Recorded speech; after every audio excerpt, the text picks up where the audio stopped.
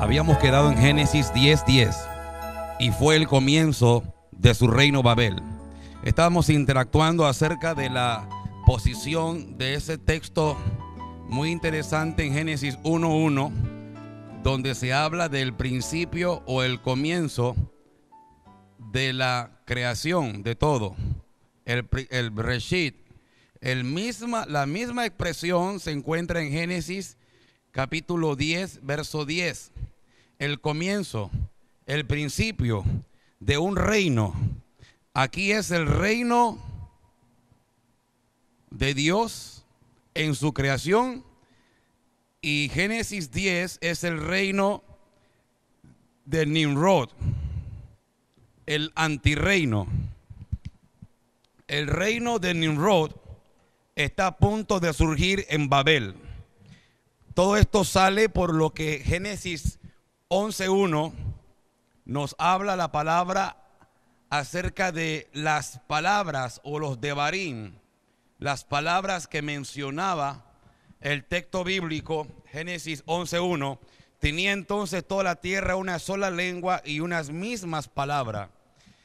De una manera muy semántica, en el reino de las palabras, aquí hay una serie de interposiciones de dichos, de palabras en el hebreo.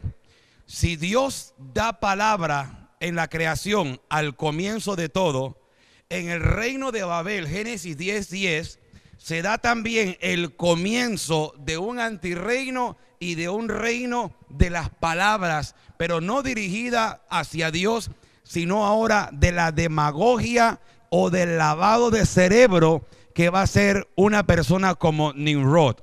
La palabra Nimrod es interesante porque la palabra Nimrod empieza con la letra Nun, y la letra Nun se antepone a la palabra Rod, que significa rebelarse, rebelarse. Por lo tanto, al ponerle la letra Nun de Nimrod, significa el rebelde. El reino de Babel es el reino antipalabra, por decir de esta manera. Es el reino donde va a inaugurarse la palabra, pero una palabra que lo va a asfixiar todo, centralizándolo en el hombre. No encontramos aquí la fuente de un diálogo realmente entre criatura, o sea, entre prójimos, entre hermanos, sino es el diálogo de una fuente de un demagogo dirigiéndose a una colectividad. Y aconteció que cuando salieron de Oriente, hallaron una llanura en la tierra de Sinar y se establecieron allí y se dijeron unos a otros. Ahora viene una interpelación colectiva. Vamos, hagamos ladrillo y cozámoslo con fuego. Y les sirvió el ladrillo en lugar de piedra y el asfalto en lugar de mezcla. Aparentemente, en toda la narración que estamos leyendo, detrás del texto vamos a encontrar una surrección de rebelión de los seres humanos contra el reino de Dios. ¿En qué me baso esto? Porque dice la palabra que ellos se dirigieron unos a otros, pero comienza una uniformación, comienza una propaganda, un lavado de cerebro, unificando todo. Aquí encontramos que del reino de la palabra pasamos al reino de la materia, al universo de la materia, porque se va a intentar dominar la materia, o sea, dominar la tecnología a favor del ser humano, mientras que dentro del capítulo 11 sigue la ausencia de ese diálogo. Este hombre, según Génesis 10:10, y fue el comienzo de su reino, Babel, y Babel es lo que posteriormente va a ser Babilonia. Es el desafío lanzado de Dios por el hombre, que reemplaza el reino de Dios por el reino del hombre. Entonces, Babel representa ese modernismo del ser humano en todas las épocas. El intentar dominar la materia, el intentar poner la ciencia a favor del hombre, Cuando encontramos que el hombre intenta por todos los medios dominar la materia, porque ellos dicen: cozámoslo con fuego, y le sirvió el ladrillo en lugar de piedra y el asfalto en lugar de mezcla.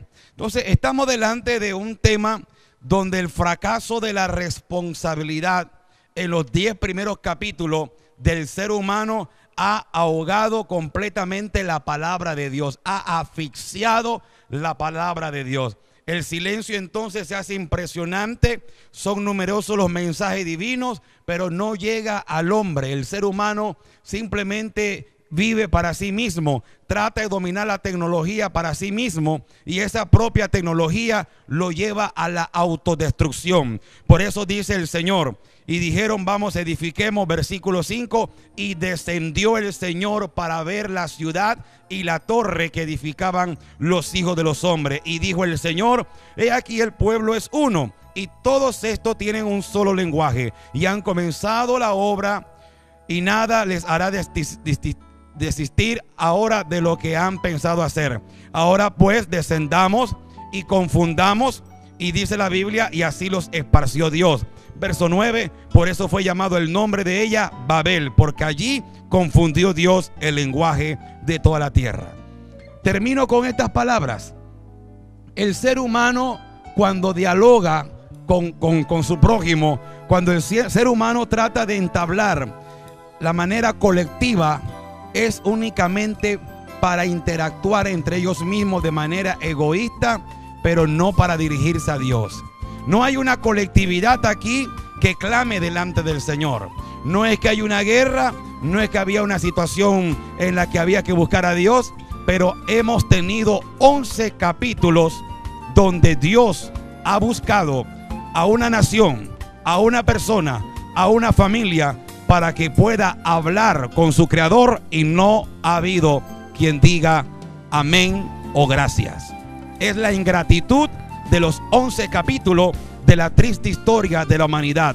Pero a partir del capítulo 12 va a haber un hombre que va a ser el que va a cambiar la historia ingrata, malagradecida del hombre ante la palabra y la respuesta de la palabra en labios de Abraham.